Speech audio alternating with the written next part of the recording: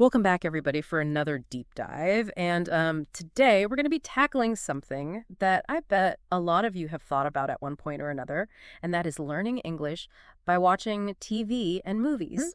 Sounds familiar. Yeah, right. Our source material for this is actually a really fun blog post. Okay. It's from a blog called Ingfluent, and the person who wrote it actually claims that they skipped English classes Oh, back in college and just like binge watched shows and called it productive time. wow, that's dedication. It is dedication. I don't know if I would endorse that approach, but it's a Right. thought. It is a thought, and it's actually pretty insightful. Yeah. Because when you think about it, watching TV and movies, you're immersing yourself in the language in a way that the textbooks just can't replicate. Exactly. And the blog dives into all these different reasons why it's so effective. And the first one is vocabulary. You know, you're not just seeing words on a list, you're hearing them in context with emotions, with visual cues. And I always think about that scene from Friends where they explain the difference between like a moo point and a real point. Yeah.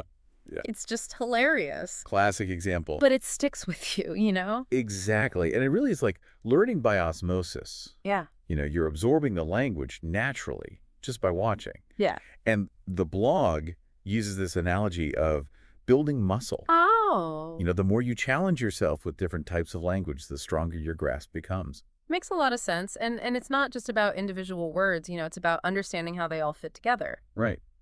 Which brings us to the next benefit, which is listening comprehension. Yeah.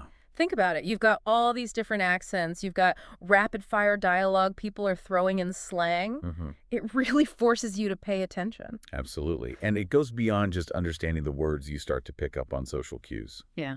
You know, things like how people greet each other, how they phrase requests, Yeah. even how humor is expressed. Yeah. You know? So, for example, if you were watching The Crown, you'd observe the formal language and etiquette of the British royal family. Right. Very proper. Yeah, exactly. Sure. And then you could compare that to the more casual interactions you might see on a show like Stranger Things. Right. So you get to see that spectrum. Exactly. And while it's not a perfect substitute for real-life interactions, it gives you a window into how people communicate in different contexts. Totally. And, you know, we've all had that moment where we hear a phrase in a show and we're like, I got to use that. Oh, yeah, definitely. It's tempting. It is so tempting. But let's get practical. The blog actually outlines 4 main methods for learning English through movies and TV. Okay. I'm ready. All right, so the first one is watching with subtitles in your native language. Okay. I'm sure we've all done this. I've done this plenty of times. Yeah, I mean, it's the easiest way to get started, especially for beginners. Right. You know, you're basically getting comfortable with the sound of the language following the plot. It's more about enjoyment than intensive learning at this stage. Yeah. Yeah. It's like dipping your toes in the water, Exactly. getting a feel for it. Okay. So that's one method. 2 is when you're ready to step it up a little bit. Okay. And that's watching with English subtitles. Now we're getting into the real learning. Yes. This is where you start to connect the sound of the words with their written form. Right. You're seeing the spelling, you're expanding your vocabulary. So I imagine this is where you really start to notice those common phrases, those idioms. Exactly, and you can start to see how the grammar works, how sentences are structured. Yeah, but I imagine this could be a little overwhelming if your reading skills aren't quite there yet. It can be, yeah. If you're trying to read and listen at the same time, it can be a lot to process. Right. The blog actually has a neat suggestion for that. Okay. Watch it first with your native language subtitles so you can follow the story, Okay. and then go back and watch it again with English subtitles, and that way you can really focus on the language. Oh, that's smart. It's like a 2-step process. Exactly. You get the best of both worlds. You get to enjoy the story, and then you can really dive into the language. Okay, so now we're moving on to the big leagues method 3, All right, hit me. watching without any subtitles. Oh, Now, this is where we're really challenging ourselves. this is the ultimate listening comprehension test. Right, like, do you actually understand what's going on? Exactly. It forces your brain to work harder. You're not just passively listening. You're actively trying to decode the language, predict what's coming next, fill in the gaps. That sounds intense. It is, but it's also incredibly effective. Yeah. This is where you really start to develop fluency. So how do we even approach this? I mean, it sounds pretty daunting. It can be. So the blog suggests 2 variations. Okay, let's hear it. All right, so the first one is kind of like training wheels for your ears. Okay. You watch it with English subtitles first, So you get familiar with the vocabulary, and then you rewatch it without subtitles. Okay, so you kind of get a sneak peek. Exactly. It helps to solidify what you've learned and makes it easier to follow along without the crutch of the subtitles. I can see that. And then variation 2 is going in cold turkey. No subtitles whatsoever. This is where that productive binge watching comes in. Exactly. You're relying solely on your listening skills from the get-go. Wow. So you're really thrown into the deep end. You are. But it's the best way to train your brain to deal with ambiguity, to make educated guesses based on limited information, which are essential skills for fluency. That's fascinating, and it sounds like it would be really rewarding if you can pull it off. Oh, absolutely. It's like a mental workout for your language skills. I like that. Okay, so we've got method 1, 2, 3 with 2 variations. That's right. What about method 4? Method 4, this one's a bit more fun. Bring on the fun. It's called imitation. Imitation. Okay. You're basically pausing the show and trying to repeat the lines, just like the actors. Oh, like I'm channeling my inner Meryl Streep. Exactly. It taps into that natural human instinct to imitate. Yeah. And it's really engaging because you're using multiple senses, you're listening, you're speaking. You might even try to mimic their body language. Right, it becomes more immersive. Exactly. You're creating a more memorable learning experience. That's cool. So I imagine you could have a lot of fun with this, like trying to nail that iconic line from your favorite movie. Oh, absolutely. Imagine yourself saying, I'm going to make him an offer he can't refuse. Wow. Yeah, that's pretty powerful. Right. But I'm curious, wouldn't it be more beneficial to just focus on natural conversation practice? That's a great point. And it is important to balance this method with real-world interactions. Okay. But think of imitation as building a foundation. Yeah. You're acquiring the building blocks of the language, and then you can use those blocks to construct your own sentences and conversations. So it's like a stepping stone. Exactly. It gives you the tools to then go out and use the language in a more natural way. That makes a lot of sense. So we've covered why learning with TV and movies is so effective, and we've gone through all these different methods. But now I'm thinking, okay, I want to try this. Where do I even start? Well, luckily, the Inkfluent blog has some great recommendations based on your skill level. Perfect, because that's what I was just thinking. So for beginners, they suggest starting with animated movies. Okay. They tend to have a simpler language, clear pronunciation, and the storylines are usually pretty engaging. That's true. And they're fun to watch no matter what age you are. Think of classics like Toy Story, The Incredibles, Monsters, Inc. Oh, I love those movies. Right. And they even recommend Back to the Future, which is live action. But the plot is fairly straightforward. And the language is accessible. Exactly. So those are great starting points. Okay, so those are for beginners. What about for people who are maybe a little more intermediate in their English level? For intermediate learners, the options really open up. You Yeah. can start exploring shows like Harry Potter, Stranger Things, Yeah. even Peaky Blinders. Oh, those are good ones. And those are very different from each other. So They are very different. there's something for everyone. Exactly. And you're getting exposed to a wider range of vocabulary and themes, and even accents. Especially with Peaky Blinders, I've heard that they have quite a unique dialect. They do. Yeah. It's a fun challenge for learners who are ready to push themselves a bit further. Yeah, so you're not just learning the language, you're learning about a specific culture. Exactly. And the blog recommends checking out IMDb's top-rated TV shows for even more ideas. Oh, that's a great resource. Yeah, you can find something that really interests you, because that's key. Right, if you're not enjoying what you're watching, you're not going to stick with it. Exactly. Yeah. You want to find that sweet spot between challenge and entertainment. I like that challenge and entertainment. Okay, so we've talked about the why. We've talked about the how now it's all about the Right. finding the right show for you. Find something that grabs your attention and makes you want to keep watching and learning. Perfect. And that's what we're going to dive into in part 2 of this deep dive. Can't wait. We're going to talk about how to actually make this happen. Sounds good. I love that challenge and entertainment. Okay, so we talked about why it's so effective and all these different methods, but now I'm thinking, how do I actually make this happen? Right, because it's one thing to just passively watch something, but going into it with that learning mindset Yes. can really make a huge difference. Right. So what are some like practical tips? Should I be taking notes? Should I be pausing every 2 seconds to look up a word? Well, it depends. It's about finding what works best for your learning style. Okay.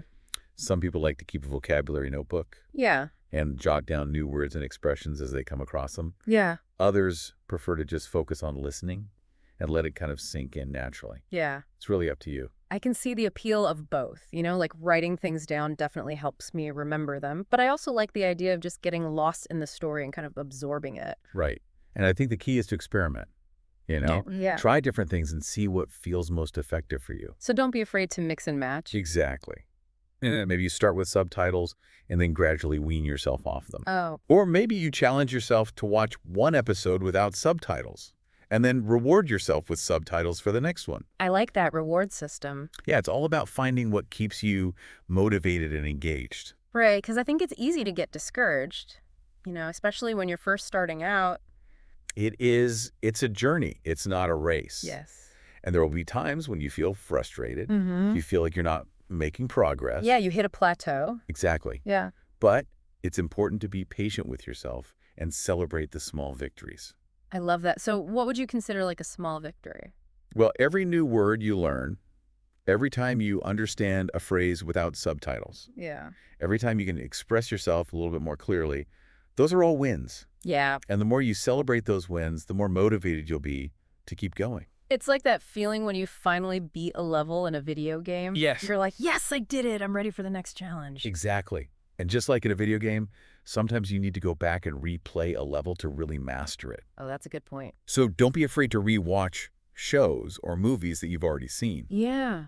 You'll be surprised at how much more you pick up the second or third time around. That makes sense because the first time you're really focused on the plot, Yeah. the characters, just the overall experience. Right. But then when you watch it again, you can really tune into the language. Exactly. You're not so worried about what's going to happen next. Yeah. You can really focus on the details that you might have missed before. And you probably even notice new things about the plot. Oh, absolutely. You're like, oh, I didn't even realize that was happening. It adds a whole new layer to the experience. Exactly. But let's be honest, a big part of this is finding shows that you actually enjoy watching. Oh, definitely. Because if you're bored, if you're not interested, it's going to feel more like a chore than a fun way to learn. Exactly. Yeah. So don't be afraid to explore, Yeah. Try different genres. Yeah. Different time periods, different styles of humor. Right. There's a whole world of English language entertainment out there just waiting to be discovered. And don't be afraid to step outside of your comfort zone. Yeah. Maybe you've always been a rom-com fan, but you decide to give a historical drama a try. Right. You might be surprised at how much you enjoy it. Exactly. And you're definitely going to expand your vocabulary. Absolutely. You'll be exposed to different accents, different dialects. It's all about keeping things fresh and exciting. And don't forget, it's not just about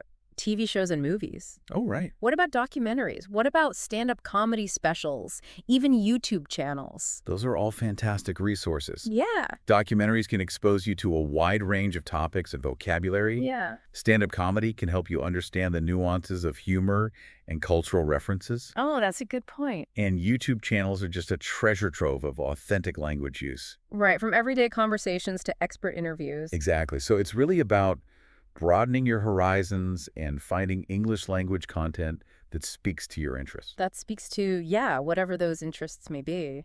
Exactly. And as you become more comfortable with the language, you'll find that you can enjoy a wider variety of content. Yeah. From news broadcasts to podcasts to even academic lectures. Wow. Okay. So from struggling with subtitles to understanding like a university lecture, that's quite a journey. It is a journey. But let's be realistic, there are going to be bumps along the road. Oh, no, absolutely. What advice would you give to someone who's feeling discouraged or overwhelmed? Well, I think the most important thing is to remember why you started this journey in the first place. Okay. What are your goals? What are you hoping to achieve by improving your English? It's so easy to forget about the big picture when you're just like, in the weeds of learning. But yeah, reminding yourself why you're doing this in the first place can be so helpful. absolutely. Whether it's landing your dream job or connecting with people from different cultures or just being able to enjoy movies and TV shows without subtitles, those goals are going to fuel your determination. They really do. And I think it's important to find ways to track your progress, to actually see how far you've come. Maybe you keep a journal of like new words that you've learned or shows you've watched without subtitles. Or maybe you set like small achievable goals for yourself. Like, okay, this week I'm going to watch one episode without subtitles. Or I'm going to try to have like a short conversation in English every day.